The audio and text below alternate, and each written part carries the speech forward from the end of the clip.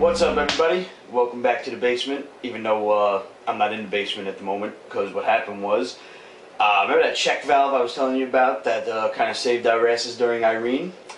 Well, some asshole forgot to close it last night, and we had a bit of a flood in the basement. Nothing really damaged, but kind of stinks down there. So, the boys decided to do some segments this week, and we'll be back to normal next week. So you find me today in the reading room. Notice the old collection behind me here. So before we get to this week's stuff, I want to thank all of our Spider-Men for writing into us about the chameleonized spiders. And I say Spider-Men because I guess it's only fair that we don't have one winner for this contest, because all I said was tell me how spiders can chameleonize themselves, and you know, we got every answer from crab spiders, which can actually change their pigmentation, to other spiders which just really good at blending into their environment, and one that even just looks like bird shit and hangs out in bird shit because it works for him. So Kevin Hellions, Orlin Velez, Craig Fursden, Peter Mader, Craig Rippon, Tim Hollerup, and Damian Crocker, thanks for writing in with all your responses. Send us your addresses and we'll send you each a book. I don't know what it'll be yet, but you can expect that in about 4 or 5 weeks or so. Basically just enough time for me to get off my ass and get to the post office. So that having been said, let's start with this week's books. Real quick, Batman #1 was by far the book of the week for me. This book was awesome. As good as I thought Detective Comics was, this one kind of blew it out of the water. This was Bruce Wayne at his most traditional. He's hosting some sort of big gala event for Gotham's elite. You saw some interaction between the rest of the cast, Damian, Dick Grayson, Tim Drake, and Alfred, which I thought was really great. This book really did it for me as far as, you know, finally giving me a Bat book that I really was looking forward to. You've got a mystery on the hand. You don't know if it's a supervillain, if it's just some crazy dude killing people. This book, plain and simple, is what I've been waiting for as far as Batman books go. I highly suggest you pick it up. I picked up the $5 variant cover because I just thought it was cooler. So highly recommended. Pick yourself up, Batman #1. Also highly recommended was Nightwing #1.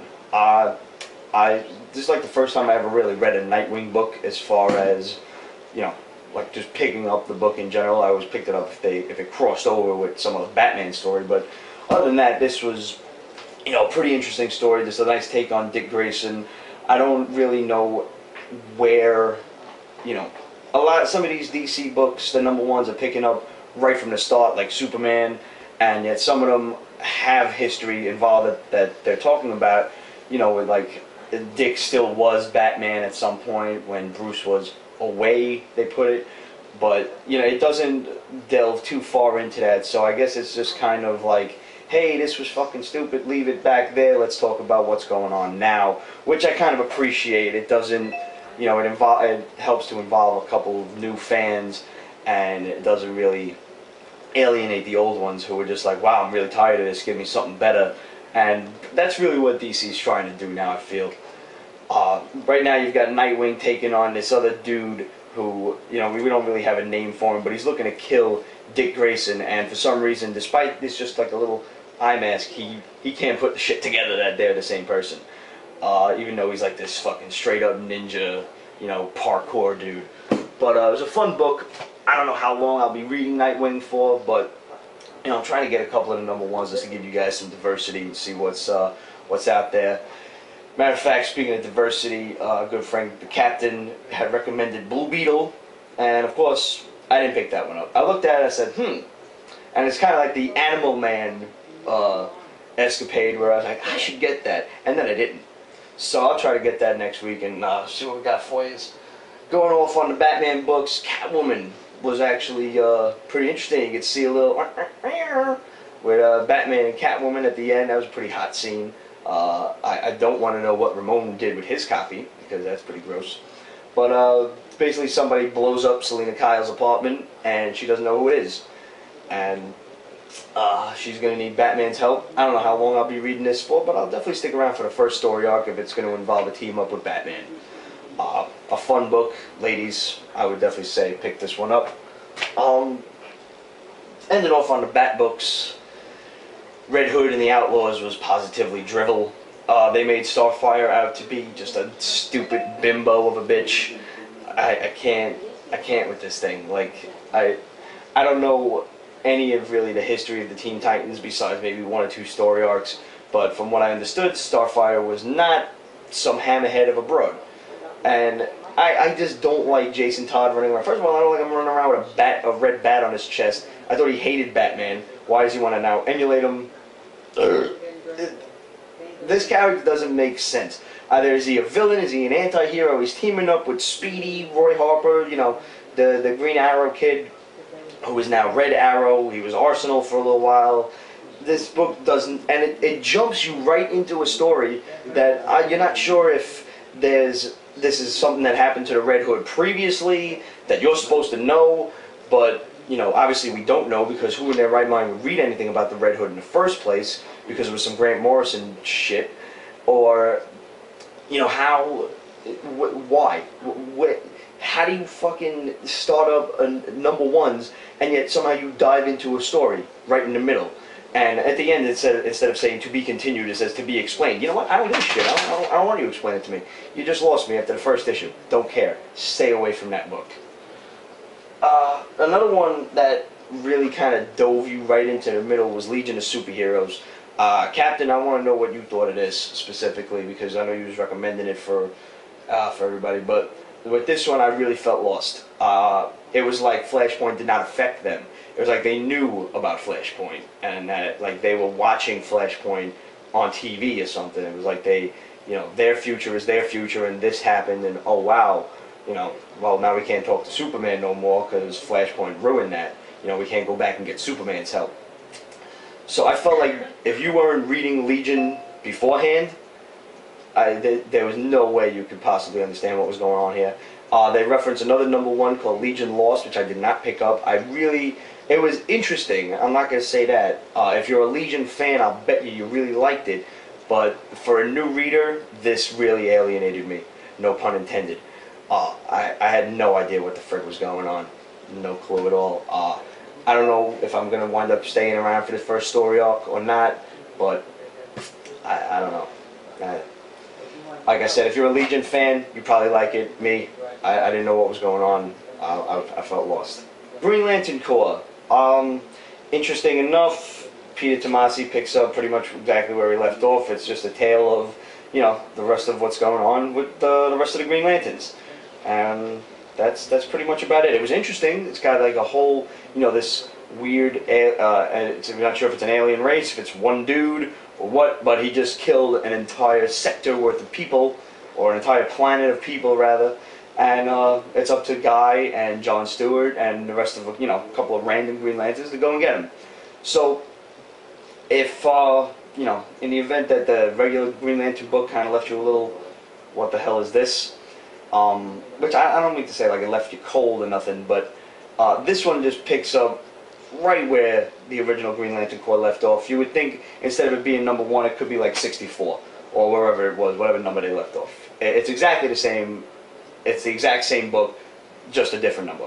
So that's probably a good thing, because I was always enjoying Green Lantern Corps. It was, I guess it was like kind of a rest from the regular GL continuity and the big storylines that were going on with Hal Jordan and everything. It's just simple little story arcs with the rest of the crew. And if they do it right and they do it with involving, you know, different Green Lanterns, they can just make motherfuckers up, because I mean there's like what I don't know how many sectors there are, 3,600 times 2, 7,200 Green Lanterns. So yeah, just start making up characters and try not to stick to a regular cast all the time. You know, like obviously there'll be a couple of favorites which we'd like to see. We don't also always have to stick to Green Lantern and Guy Gardner and John Stewart. Maybe we could get Hanu and, you know, Aricia and a couple of other crazy looking aliens. I always did like the eyeball with the metal tentacles character. He was cool. Closing out DC, Supergirl #1. This was a cool book. Basically, Kara wakes up on Earth. She thinks she's dreaming, but the dream is entirely too real. She gets attacked by these, you know, just metal Hulkbuster looking Iron Man armor type of things that are probably LexCorp. You know, they're afraid of Superman as it is, so the idea of there's another one running around does not sit pretty with the government. So they sent them after her, and of course there's, you know, a nice cameo right at the end of the book, which will lead to obviously a team up and between her and Superman, and he's going to try to, I guess, explain to her where she is and what the fuck is going on, what happened to Krypton, etc. A fun book. I don't know if I'm going to stick around for it for too long, but you know, it's a good start if you're interested in Supergirl, ladies. If you know, if you're hardcore for something new to pick up, I would say go for it. I'm definitely going to stick around for at least the first story arc and see what the hell's going on with it. One thing I'm definitely sticking around for is Wonder Woman. Wonder Woman #1, this is the first time I ever picked up a Wonder Woman book, ever. And a lot of it had to do with Brian Azzarello writing it. One thing I don't agree with, Azzarello turns around and he says, this is a horror story, as our good friend Amber Unmasked had told me. I agree with you, Amber, this is not a horror story. It is completely violent, it's bloody, it's gory. I wasn't scared, but there's a lot of cool scenes in it. There's one scene where, you know, there's this dude who's like all like black and purple, and he mentions he's the son of a god, but he spells it S-U-N. Obviously, you know, the three girls that he was with didn't know that because they couldn't see the word balloon over his head like we could. But I kind of got the feeling like he was maybe Apollo. I was like, why is he all dark and everything? And then a really cool scene, the sun rises, he ignites, the girls go up in flames and burn to death. It was great. It's just a cool book. Azzarello's a sick bastard. I'm definitely going to stick around for at least his run on the book. This is the first time I'm ever reading Wonder Woman. Again, that doesn't involve a crossover with some other, you know, wild DC story. But this was fun. Highly, highly recommended. This was almost my book of the week, if not for Batman. Bar none. Great book. First up from Marvel this week is Thor Goes to Hollywood. This is a compilation of all of those Thor variant covers that came out when the movie was out, that were like, you know, Thor and whatever movie it was. Obviously nobody's going to get all of those $10 and $15 ridiculously, stupidly priced variant covers. This is a nice, comprehensive way for somebody to actually get and appreciate all of the covers. It's still $4, but it's better than spending, you know, $120, $130, whatever it is, how many variant covers they do. I'll also be getting the I Am Captain America compilation that's coming out soon. I really liked all of those covers, but I just couldn't see myself buying the different books that I just had absolutely no interest in. This is a nice way for somebody to get all the variant covers without having to shell out too much money. Alright, let's talk X-Men. I liked all of the X books out this week. First off was Ultimate X-Men #1. This is the best Ultimate book on the market. It's not even that good, but by comparison to the other pieces of shit running around. Basically now you've got mutants being locked away in concentration camps. Jean Grey is pulling Professor Xavier from X-Men 3. He's going around to different houses trying to collect some mutants for her group. Really sick scene where she realizes the father of the girl that she's going to see is upstairs with a shotgun. He blows her head off right before Jean Grey can go and talk to her. So that's some pretty sick shit. Rather than have his daughter live as a mutant, I'm just going to blow her head off and make her go to heaven. Makes perfect sense when you really think about it. And then you've got Kitty Pryde, Iceman, and Johnny Storm living in the Morlock tunnels. They realize that Rogue is in danger, and they break their promise not to use their powers, and they're going to go save her. Interesting enough, I'm going to stick around at least for the first story arc, which is more than I could say for any of the other Ultimate books. X-Men 18, all I have to say is, yeah, I figured that's what Doom was up to in the first place. I'm really glad that they're being so concise and quick with this storyline. Obviously, all of the X-Men books have to, you know, they're kind of rushing them out. If you notice that there's an X book every week, that's because everything has to come to a close before Schism is over next month. But this is still a cool story. It's pretty much happening exactly as I want to. I don't want to spoil it for you. There you go, Ramon. But I do want to say that Dr. Doom is still fucking awesome. And I knew that there was no way that Doom was going to be calling anybody Your Highness without having something else up his sleeve in the first place. Cool. Cool ass book. Uncanny X-Men, Fear Itself. The only thing I was disappointed about with this book was the fight scene needed to be longer. I felt it ended way too quickly. Obviously, you know, the whole thing with the worthy and the fucking hammer-wielding idiots is going to have to conclude in Fear itself, but I would have liked to see the Juggernaut get more of his ass kicked by Colossus in this book. This is just a cool book. It could have probably ended next issue, but next issue will probably be like one of those single-issue wrap-ups where you find out what everybody's doing and which way everybody's going, because, you know, the book has to close itself out in the wake of Schism. But nevertheless, this was a cool book. Like I said, the only drawback is I thought the fight scene should have been longer. Overall, B+. Let's go to X-Force real quick. X-Force Fear Itself, issue 3 of 3. You know, ignoring all the dumb shit from Fear Itself, there are a couple of the little sister books running around that are good. This is one of them. For the $9 that this will cost you, I would suggest you pick it up. It just could be a simple X book. It doesn't necessarily have to tie into Fear Itself. It's just some dude who was so afraid of mutants and superheroes that he decides that he's going to kill everybody before the mutants and superheroes, before these innocent humans get killed in the wake of some fucking stupid superhero violence, so that way the devil doesn't take, you know, the humans and they can go to heaven. So I was like, to ensure that they go to heaven, I'm going to kill everybody. And X-Force has to stop him. And they do it in a really great way. Wolverine is just awesome in this book. Deadpool is awesome in this book. There's one really cool quote that I want to read to you. Right when they kind of stop the guy, and Wade Wilson turns around to him, he says, you know, but if the bomb going off was God's will, then how come, despite fighter jets shooting missiles at it, the impossible plane crash through the skyscrapers of Manhattan, the firefight with killer mutants and all, how come the fucking thing still hasn't gone off? And Phantom X, I don't do a French accent, so I don't expect it.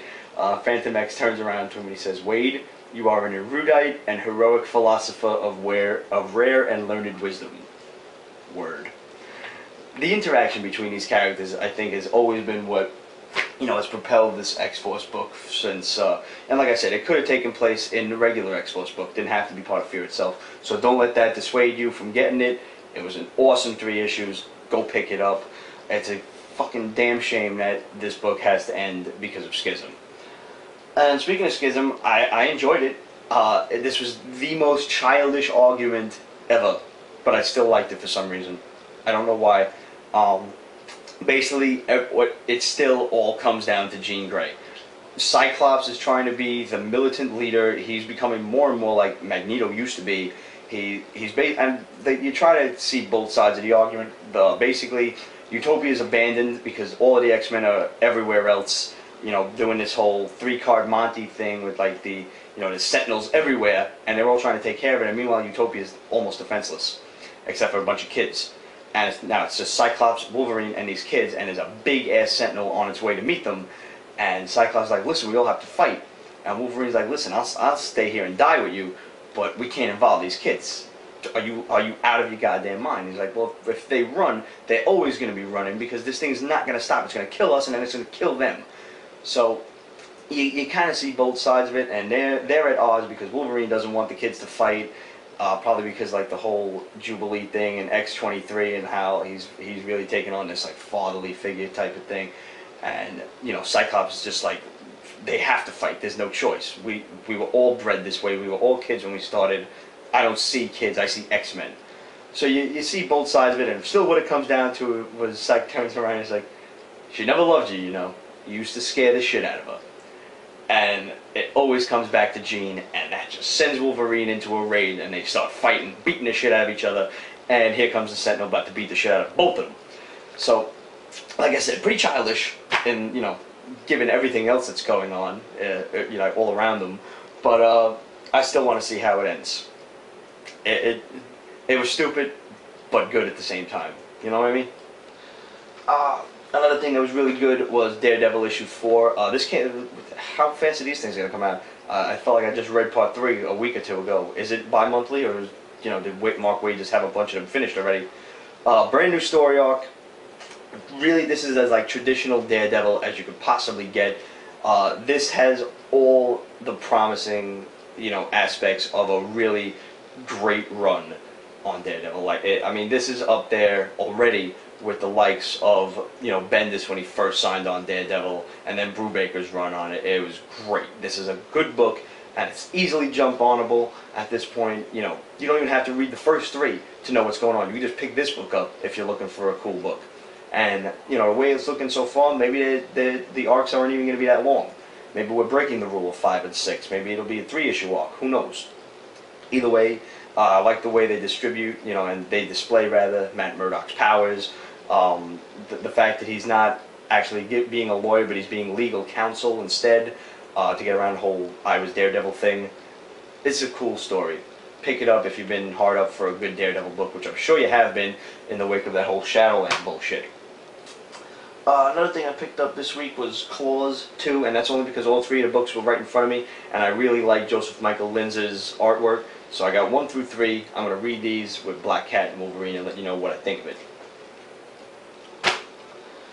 Finally, if you were hard up for a Punisher Max book, like the good Punisher Max back when Ennis was writing it, please go out and pick up Damaged #2 from Radical. Pick up #1, get #2, and stay on this for the 6-issue run. This is awesome. You got a police chief, and his brother is like the Punisher. He's like some crazy guy whose family was killed by the mafia, and now he's been killing people all over the country, and now he's back in his hometown to finish where he started. And his brother's trying to protect him, but he can't. So you've got a really cool juxtaposition with these 2 older guys who are kind of on their way out. This new younger police chief who is trying not to be a slave to the corruption of like the police commissioner and the mayor. He's trying to, like, you know, the other police chief's trying to take him under his wing and make him be a good guy. And at the same time, you've got another guy, another cop who watched these 2 Russian mafia guys burn in a car and didn't do anything to save them. So the Punisher guy is like, he sees a protege in him, and he's going to try to recruit him. So now you've got old and young, 2 generations of 2 opposing sides of, you know, what the law should be and what it is. So it's a really interesting book. I highly, highly recommend it. Finally, Gobs from AP Entertainment. Possibly the cutest book I've read in a long time. It's funny, and it's not nearly going to be long enough. I think this is only a 3 or 4 issue mini, and then possibly the series is over, but hopefully not. Hopefully they, you know, continue it. Basically, these little goblins open up a bar in the remains of a dead giant, and it turns out the giant is not quite as dead as they thought. And then the giant gets up while these guys spend the entire time swimming in a, you know, a little pond for the entire book, and then the giant eats these upstart elves that stop by. This is just a great book. You really, really need to pick this up. Gobs. That does it for me. Sorry about the piss poor quality of the lighting and everything in this room. We will be back to the basement next week, guys. See what the rest of the fellas have to say. Hi there. So since this is a segment episode this week, I thought I'd pick up some of the slack and answer some of the fan mail that Pete hasn't had a chance to get around to. So this week our first letter is from Kevin J. from Milwaukee. And Kevin has a really simple question that he... Well, Kevin, since you took the time to write that letter, it's only fair that we address it. So, this week, what I'm going to review is... You've got mail. Un momento.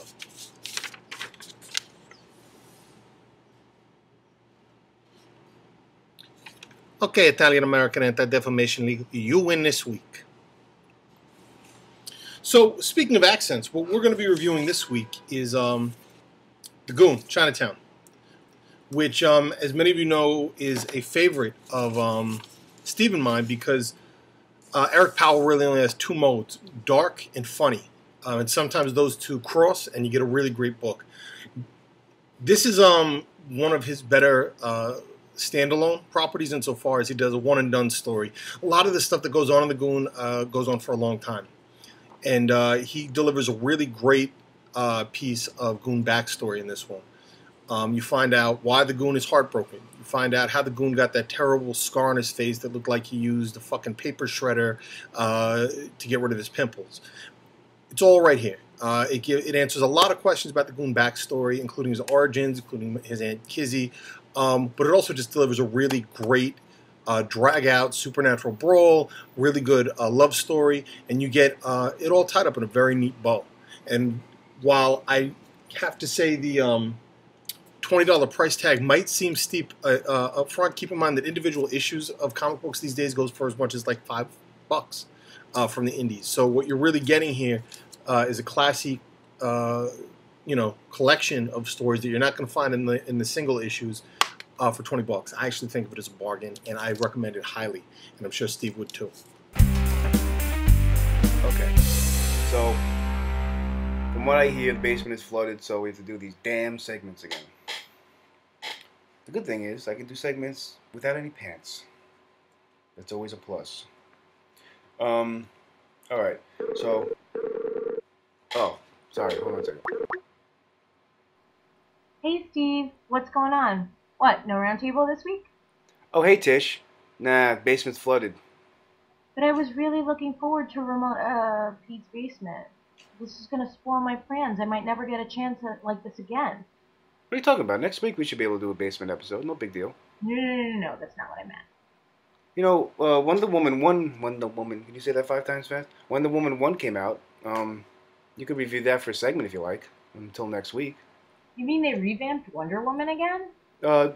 Yeah, they revamped everything. Where have you been? God, you know what I gotta do. I'll catch you later, Steve. Bye.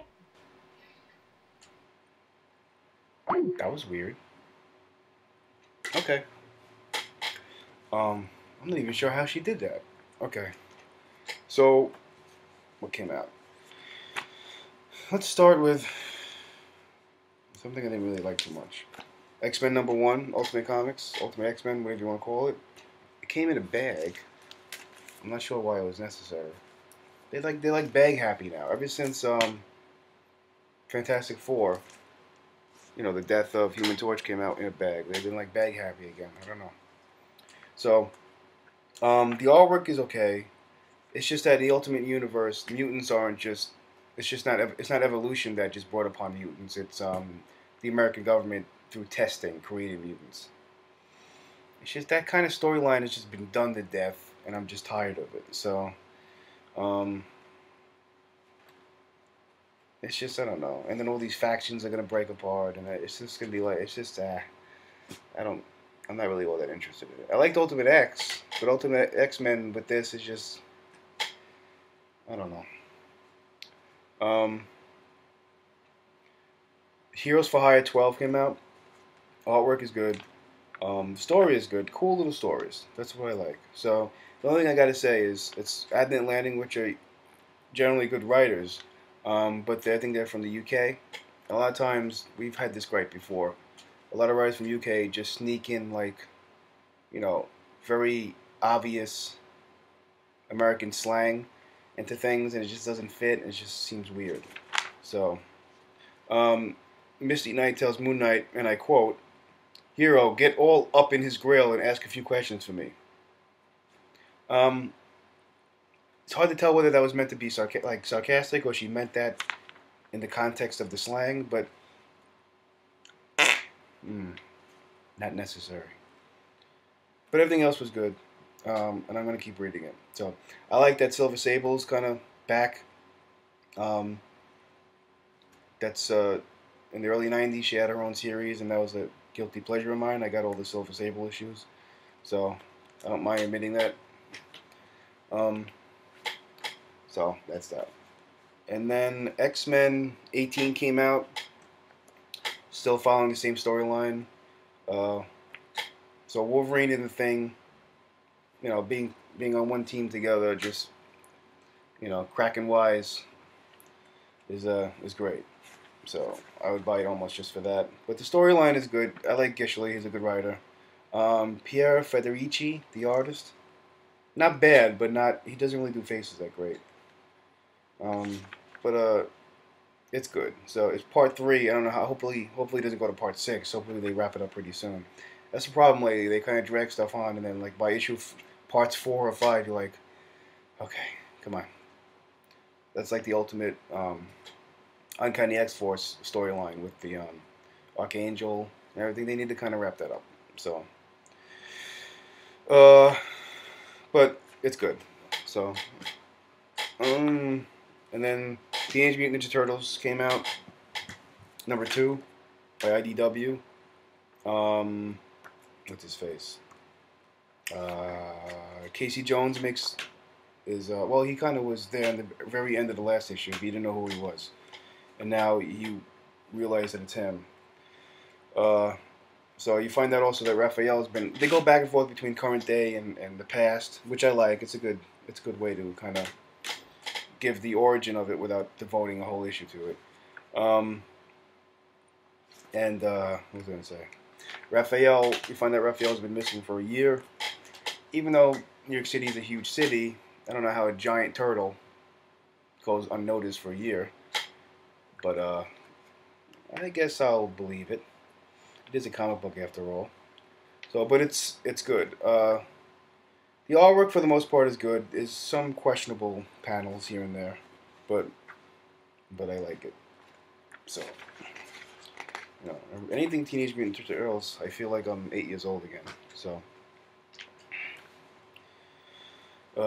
there's a joke in there somewhere.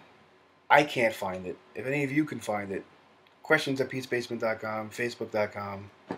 What's the other one? Twitter. Okay.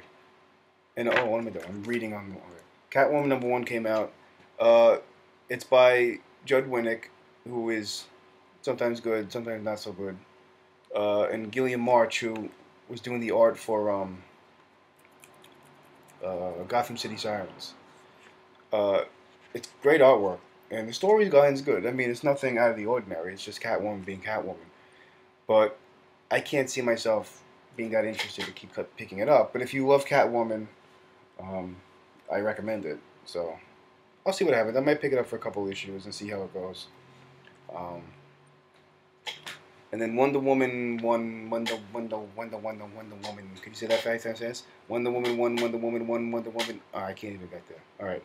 Anyway, Brian Azzarello did it, and Cliff Chang or Ching or Chiang, or I'm sorry, I'm butchering your name. What do you mean if? I'm sure I am.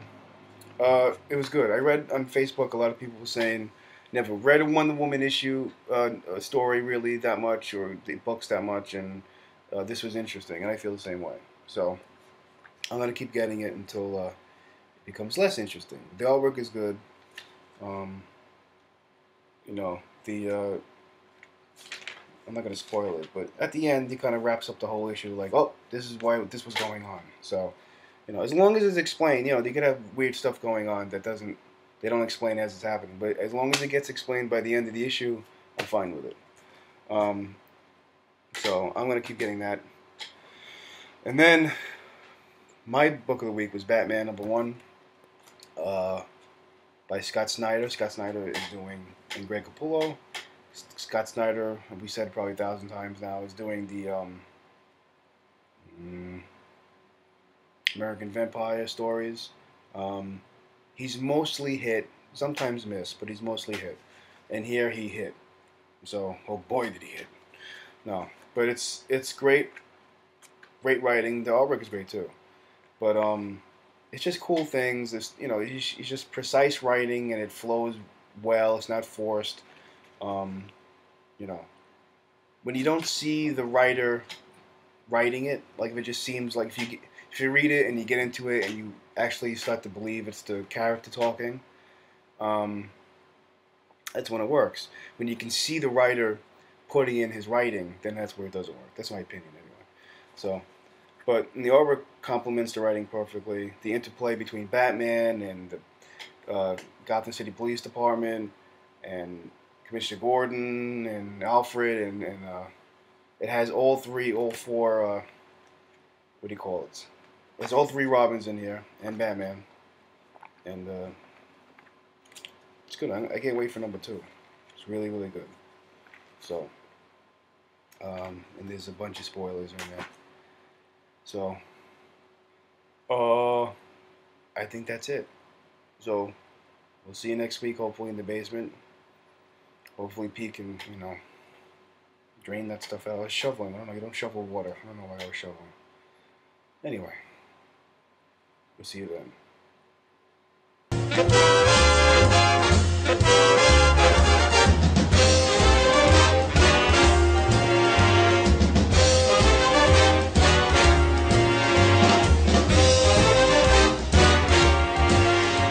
Be sure to tune in next week for another exciting episode from the files of Pete's Basement.